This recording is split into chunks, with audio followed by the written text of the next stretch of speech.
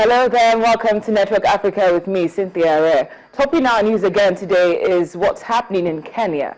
Now, the country is still carrying out revenge upon its enemies as the Kenyan Air Force has destroyed 2 Al-Shabaab camps in Somalia in the first major military response since the Islamist group massacred students at a Kenyan university last week.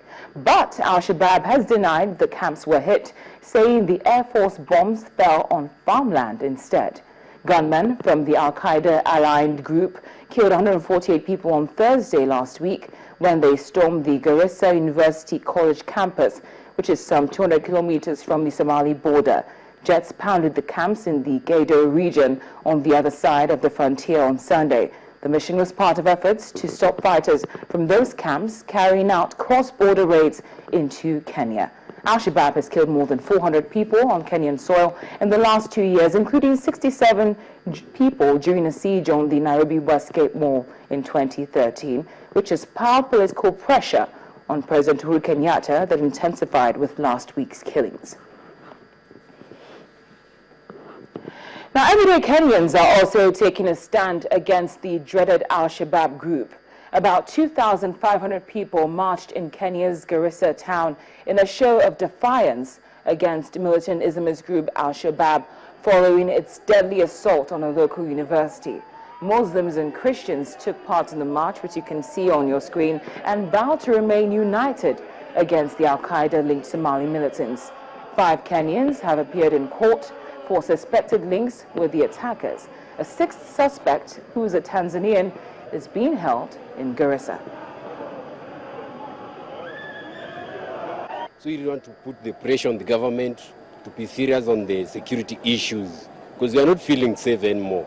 Like, it's really a pity when you see those pictures of the comrades and the horror pain that their parents are in the major mosques in Nairobi looking for their beloved ones. This country needs to take an initiative. This country needs to stand for us, because this is so painful. It's so painful. 147 students dying at the hand of a gun. Their future being destroyed by the Al-Shabaab. We cannot allow, we cannot stand back and watch. We must cry for our rights. Now, understandably, there's still a mix of emotions in the air concerning the security situation in Kenya. The emotions are even higher for families of the victims. That's the college students who were killed in the process. Now, for now, the bodies of Garissa University college students are still being held at a Nairobi mortuary, where family members continued going through the painful process of identifying their loved ones on Tuesday. The person in charge of coordination and support for counseling service, that's Dr. Sobi Mulindi, said there are problems in identifying those killed as the bodies are not in good shape, and that creates confusion during the identification process. It might be taking a bit of time, but we don't want anybody to take a body that does not belong to him because of the state and the injuries that the young people had. There's been a bit of a problem in identification. We now go live to Nairobi, Kenya, where the Voice of America's Gabe Joslow is standing by to give us an update. Gabe, thank you so much for joining us again on Network Africa. Thank you for having me. Now, is there tension in the air since that dreadful incident, like what we've been hearing? Is the tension as high as we are hearing it to be?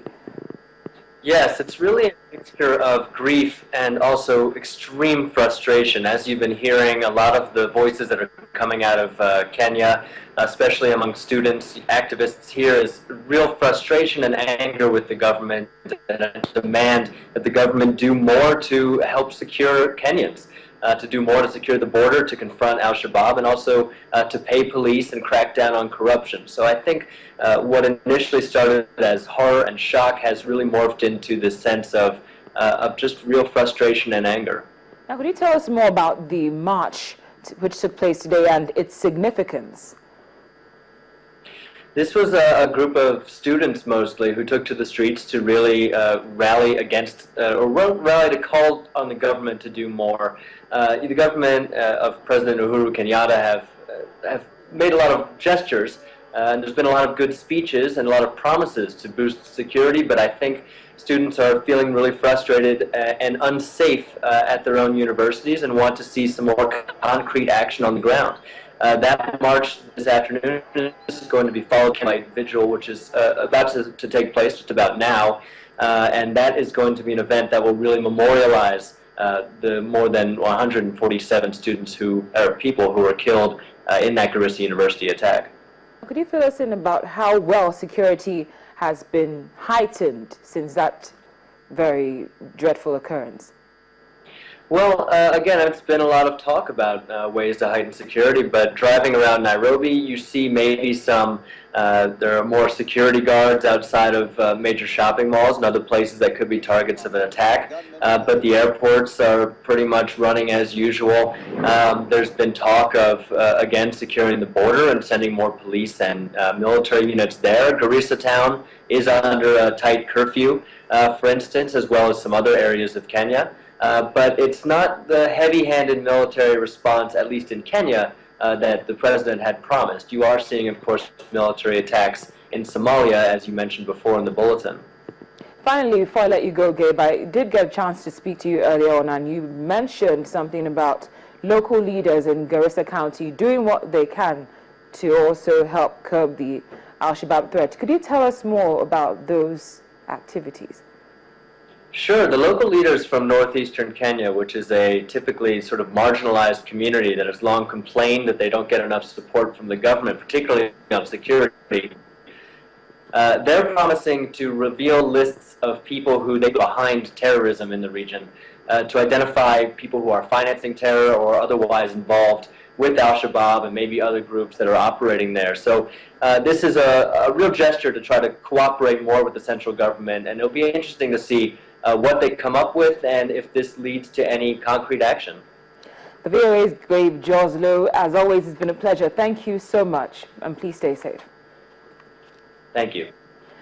We'll take a break now on Network Africa. When we come back, we're looking at security here in Nigeria. The Islamist group Boko Haram appears to have hit a new low. We'll tell you more about that after the break. Please stay with us.